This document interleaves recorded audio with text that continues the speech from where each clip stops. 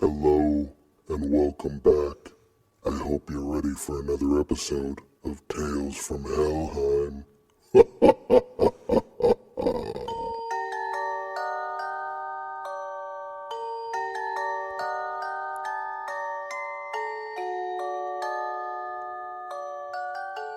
The Man in the Truck.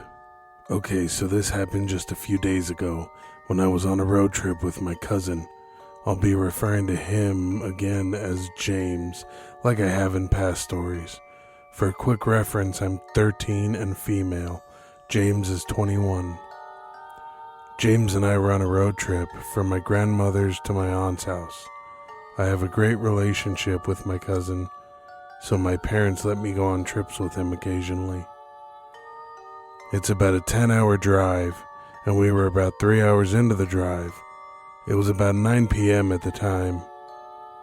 I was pretty sleep deprived and everything was hilarious at that moment. So when I saw this red semi-truck out my window, I just laughed my ass off. The man in the truck was heavy set. That's an understatement. He had a long and untamed beard. He had a creepy vibe, but I waved to them. He in turn did a groping motion to me. Finding it more hilarious than creepy, I started laughing harder and told James the story, doing the whole groping motion and all. He looked creeped out and disgusted, but there wasn't anything either of us could do. A while later, about 4.5 hours into our drive, James pulled into a rest stop. I walked into the bathroom, and when I came out, the man was just standing there. He looked to be at least 6 feet. I looked out of the glass door leading into the building and saw James, glaring daggers at the door. I was confused and walked back to the car. What he told me had really creeped me out, so much so that I started crying. Then again, I had been awake for around 20 hours. The man had stared and followed me inside to the building, mumbling shit about me. James said he was basically talking normally. He attempted to comfort me, but quickly said he had to go to the bathroom and went inside. A few seconds later, when I was in the car, the guy was at my window. He stared at me, a wide, creepy grin. He started saying I should go with him and he was going to treat me good. He offered me candy and just tried to coax me into his truck. I was busy bawling my eyes out. Then, right on cue, James walks out and yells at the guy and threatens him. The guy backed off and got in his truck. He still just stared at me, the grin still on his face. We floored it out of there. We wanted to get far away from that guy. It was around 12 a.m. when we pulled to a motel to sleep. The rest of the night till 8 a.m. was fine. Nothing really happened. Sadly, that didn't last long.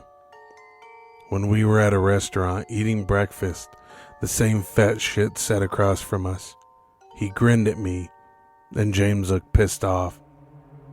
The guy walked by the table and going to the bathroom and brushed his hand on my shoulder, doing the same on the way back. A quick note. James is a chill dude and will let most anything slide, but because he's known me since I was just a baby, he's protective over me. He's not like that to even my siblings. He and I are close. He was obviously pissed before, but at this point he stood up from the seat and walked over to the guy's table. He started yelling shit about me. He better stop following us and back off of me. He made no threats but did curse a lot. I felt pretty nervous and wanted to go. The guy stood up and smacked James and yelled how I was leading him on. The guy was about 6 foot and James was 6'8". Their argument continued until the cops came and separated them. They got the story and came to the conclusion that because he was assaulted, we could press charges. He said no, we just wanted to continue the day. The rest of the trip was pretty bland. The guy wasn't seen for the rest of it.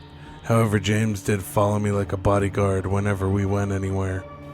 Even though he was protecting me, I was terrified. He looks scary as shit, but he's a cinnamon roll. Also on the trip, I tried to ask him about what happened when I was 7. It was another story I posted before, and he just played dumb. Bitch boy wouldn't tell me shit. Anyway, hope you all enjoy reading this shit show.